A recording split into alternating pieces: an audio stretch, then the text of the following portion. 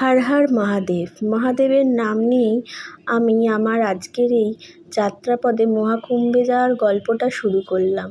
শুনেছি নাকি মহাদেব না ডাকলে এখানে যাওয়া যায় না। তাই যখন প্রথম সুযোগটা আসে কোনো কিছু না ভেবেই আমরা এই যাত্রাপথ শুরু করি।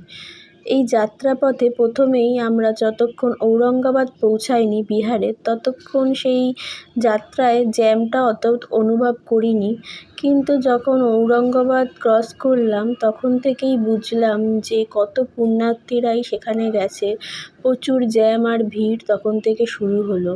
কিন্তু তাও আমরা মনের বল ছাড়িনি। ভগবানের নাম নিয়ে সেই যাত্রা শুরু করেছিলাম, যখন আমরা ভেবেছিলাম এইটা শেষও করব ভগবানের নাম নিয়ে ভালোভাবে।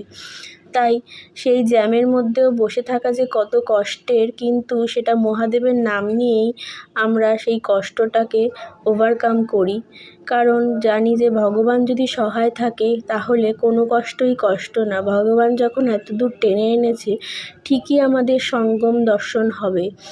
সেই সকাল 9টায় বেরিয়ে সেইখানে ওই ভিড়ে বসে থাকা যে কত কষ্ট জ্যামে, তাও আমরা অনেক কষ্টে বসেছিলাম।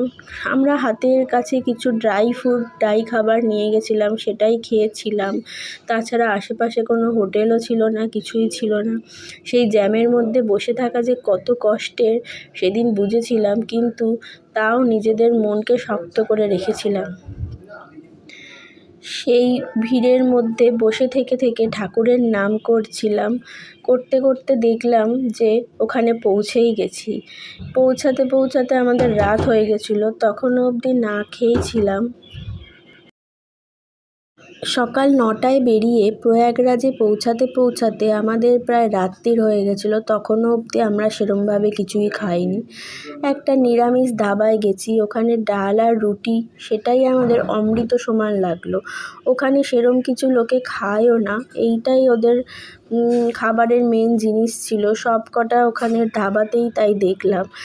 ওটাই আমাদের অমৃত সমান লেগেছে। সেটা খেয়ে আবার আমরা প্রয়াগরাজে মহাকুম্ভে যাওয়ার উদ্দেশ্যে রওনা দিলাম। সেই গাড়ি তো ছাড়লো, চারিদিকে নানা রকমভাবে পুলিশ কর্মীরা গাড়ির জায়গা আটকে রেখেছিল। তাও পৌঁছাতে প্রয়াগে আমাদের 2:14 বেজে গেছিলো। তাও আমরা ভগবানের নাম নিয়ে যাত্রা শুরু করলাম এবং পৌঁছালাম হর হর মহাদেব।